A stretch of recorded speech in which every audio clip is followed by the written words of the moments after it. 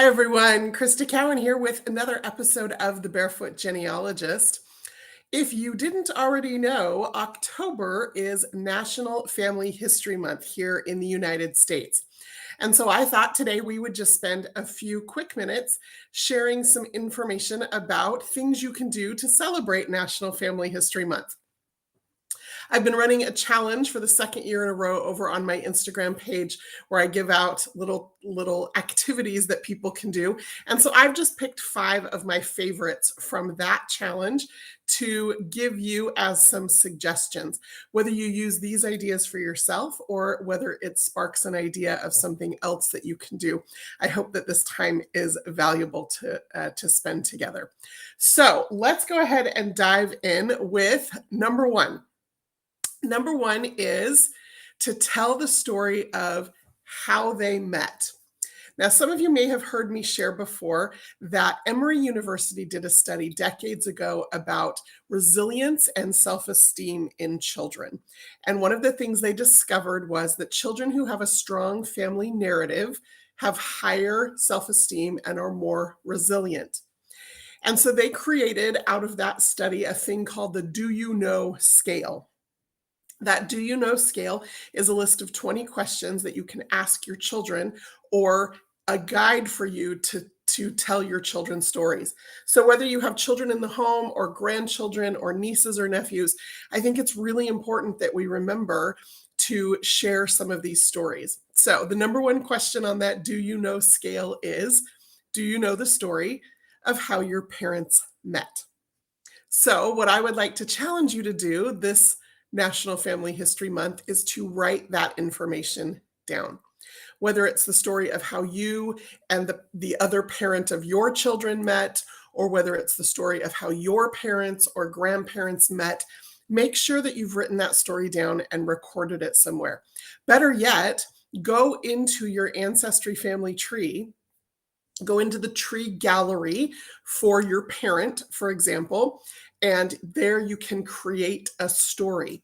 Type that up, also attach it to your other parent, and now you have it saved right there in your tree for everybody, and it's preserved. So I would love to have you do that. Now, while we're talking today, what I'd really like you to do also is to see if you can tell that story in 2 words or less. So for me, my parents' story of how they met would be blind date, right? If you can, type it here in the comments. I'd love to hear some of the fun ways that you can share that story.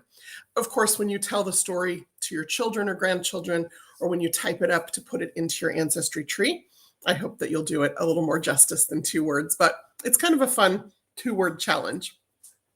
Okay, challenge number 2 to celebrate National Family History Month is to take photos of photos.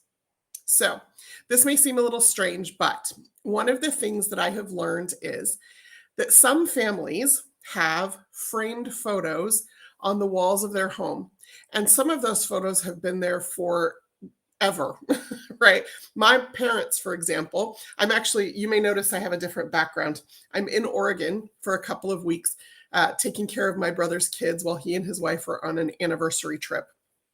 My parents just live a couple of towns away from where I'm staying, and so we've been going over there on Sundays for dinner. And as I walk into that home, I never lived there, but it feels very familiar because hanging over my mother's piano are 2 framed photos of my dad's great-grandparents that have hung over that piano in every home my parents have ever lived in. And on the wall next to that is a photo of my mom's grandmother as a young woman with all of her siblings and her parents. It's a beautiful, beautiful photo, very large in an antique frame with beveled glass. I think that's what it's called. Now, here's the thing. Sometimes those photos that have hung on the walls of the homes or been passed down generation after generation, nobody has taken a photo of them. Nobody has a digital copy of those photos. So whether those photos are in your home Or if you're planning on visiting family over the next couple of months, as we get into Thanksgiving here in the United States, and as we head into the holidays of December, if you're going to be spending any time with parents, grandparents, aunts, uncles, cousins, pay attention to the photos they have on their walls. And here's what I'm going to ask you to do. Here's the challenge. If you have not yet, download the Ancestry mobile app. It's free.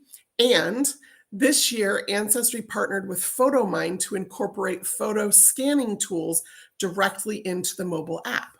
So the camera in your digital, your mobile phone becomes a digital scanner.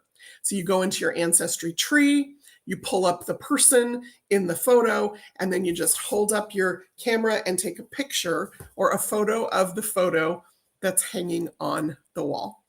And then it uploads it directly to your tree. And then if there's multiple people in the tree, you don't have to retake the photo. You just tag them in that photo and it attaches that one picture to each person in the photo. So challenge number 2, if you've got photos on the walls of your home that you haven't taken pictures of yet, do that. Or if you're going to visit family members over the next couple of months, plan to have that app at the ready and take those pictures of the pictures on the wall. Okay, challenge number 3. I had to write them down, y'all, so that I didn't forget anything. This is important stuff. Okay, challenge number 3. This was a new one that I did over on Instagram this year, and it's been really fun and fascinating watching how everybody responds to it. So I call this challenge Faith of Our Fathers. So it's about religion. Now, whether you are religious or not, chances are many of your ancestors were. And knowing what religion they followed, what faith tradition, what church they belonged to, that tells you some things about them. It tells you about some of the choices that they made, the things that they valued. Learning more about that might help you understand them better. But as a genealogist, an equally important thing is it might lead you to more records, right? Knowing that they were Catholic versus Quaker versus a member of the Church of Jesus Christ of Latter-day Saints. Knowing what religion or faith tradition or church they belonged to is going to help you know what records exist, because each of those faiths, for example, different records are created at different times. In the Catholic Church, there is infant baptism. And so those children are baptized, and there is a record created, and oftentimes that record also will list information about the child's birth and the child's parents. Sometimes in Mexican Catholic Church records, for example, it lists all 4 grandparents. So knowing that information is important. In the Quaker faith, they have meeting minutes. And so you have these minutes of everything that happens, and people who are coming into the congregation and people who are leaving the congregation. And oftentimes when a new family joins a new meeting, it will list all of the birth dates of every one of the children as part of that record that they keep. So knowing that. In the LDS faith, children are baptized at age 8, and so a baptismal record is created not until then versus a membership record. So you've got different faiths have different records. So what I just did this last weekend, and you can see an example of this if you are on Instagram, I'm just at Crista Cowan. I shared a picture of it. I just created a pedigree chart, a 6-generation pedigree chart, and all it lists is the religions that my family has practiced at each person in that pedigree. So I have a religion for myself, for my parents, for all 4 grandparents. And then actually that's where things started to fall apart. For example, I didn't know whether or not my grandfather, my mom's father, was religious at all. Somehow we've never discussed that. He died when my mom was a teenager. I knew her mom and her mom's family were very, very staunch Southern Baptist. And so much so that when my mother joined the LDS church, there was a lot of friction there for a lot of years. I knew, back through that family what was going on. But for my grandfather's side of the family, I had no idea. And so I just put Christian because I had some understanding of some of their beliefs. Well, I went and talked to my mom about it this Sunday and discovered that that her dad's father was actually an evangelical minister, and he was actually a very mean man who used religion as a weapon with his children. I knew my grandfather had been raised in an abusive, very dysfunctional home, but had no idea the extent of it and some of the things that were wielded against him. And apparently religion was one of them. And so my mom and I had a whole conversation about that this weekend because I wanted to learn more about the faith of my fathers. So that is your third challenge, is to figure out what religion each of your ancestors practiced. And if you want to see an example of that or get a copy of a blank chart that you can fill in for yourself, or a template rather, you can find me over on Instagram to do that. Okay, number 4. We're on number 4, y'all. Okay, the fourth challenge that I want to issue you for National Family History Month has to do with your senses. So think about sight, sound, smell, taste, touch, right? The 5 senses. And when you think about an ancestor, somebody that you knew, what are the senses? So if you think about your mom or your grandpa, right? What did your grandpa smell like? My grandpa smelled like Old Spice and wood shavings. He had a wood shop at his home that he built himself, and he would be out there for hours building magical things. And he always smelled like wood shavings, and it's one of the most delightful smells. That, with that undertone of his Old Spice aftershave, is the smell I associate with my grandpa. My grandpa had a mustache, and his hair was very coarse. It was never soft, no matter how long it got. And he always had scruff. And so he would kiss me or hug me, and I would get a little bit of whisker burn. And sometimes he would even do it intentionally because he was a big tease. And so the feeling of that on my skin, that reminds me of my grandfather. My grandfather had a whistle. If we were up playing in the neighborhood somewhere up on the hill behind their house, somewhere, out of eyesight of the house, he would stand outside on the front lawn and he could whistle, and you could hear it for blocks, and you knew that it was time to come home. So that's the sound that I associate with my grandfather. So I want you to think about, again, the people that you knew and loved in your family tree. Maybe it's a favorite aunt. My mom's aunt, one of her aunts, she always wore bright red lipstick, and she would kiss you when she saw you and leave a bright red kiss mark on your cheek. And think about how, by describing them using your senses, you can help other people come to know them a little bit better.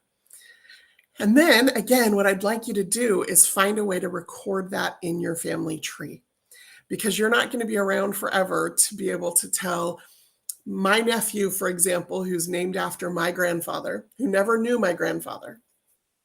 I'm going to get emotional, y'all. Sorry, that came out of nowhere. I just love my grandfather. And he didn't get to know many of his great-grandchildren. But one of my nephews is named after him and reminds me a lot of him. He's a total tease. And I can use those sensory explanations to help my nephew know my grandfather, because I am a bridge between those generations. But if I don't record that information, or if I don't share it often enough that it sticks, then my nephew will never know that about my grandfather. He'll never know that he smelled like Old Spice and wood shavings. And so I want you to record that information somewhere. The easiest thing to do is just to go into your family tree on Ancestry, and there's a couple of places you can put it. One is you can write a story, right? You can write my memories of grandpa, and you can just write those things in a list. It doesn't even have to be complete sentences. The other thing you can do is you can actually go into like the description field. So if you have add a fact to your family tree and add a description about him, and then just put those things into that description, and it will show up right there in the timeline on the profile page in the tree. So I am encouraging you to do that. So that's your 4th challenge. And then your 5th and final challenge has to do with DNA. So hopefully by now, many of you have seen the new parental matches in your Ancestry DNA. Ancestry introduced side view technology earlier this year. We're now rolling out over the course of the next few months this new feature that splits your matches into one side and the other. And that's great because for some of us, it's going to be super helpful for making discoveries that weren't really possible because we weren't always clear on which side the DNA matches were connected to. Well, now we have this ability. If you want to learn more about that, last Tuesday on Ancestry's Facebook page, I did a whole Facebook Live about that new feature. So if you want to go watch that, go do that. But one of the things that I've discovered as I've been going through this now is we have some holes that need filling, right? Some connections that aren't super clear, and that's because we have people we haven't tested yet. So what I want you to start to think about is target testing with DNA. So do you have a parent you haven't tested yet? Or does your grandfather have a sister who's still living that you need to get tested? Or is your aunt or uncle still alive? Do you need to get them tested? Is there a first cousin of your mom's, right? So start to think, are there people you could invite to take a test that can help increase the amount of your grandparents or great grandparents' DNA that you have access to through that match connection that will then help you figure out how you're related to your other matches, ultimately layer on genetic evidence to the family tree that you're building, and help you break through some of those brick walls. So those are my 5 challenges for you for National Family History Month. Take one or all of them. I would love to hear which one spoke to you the most. Please leave a comment and let me know. I'd also love to have you join us over on my Instagram channel at Crista Cowan. There are 9 more challenges that I am issuing over the course of the month. If you want to participate in that, follow Ancestry over on the Ancestry Facebook page, where you can learn more from me on the Tuesdays that I don't show up here. Well, that's all I have for you today. Until next time, I'm Crista Cowan. Happy National Family History Month, and have fun climbing your family tree.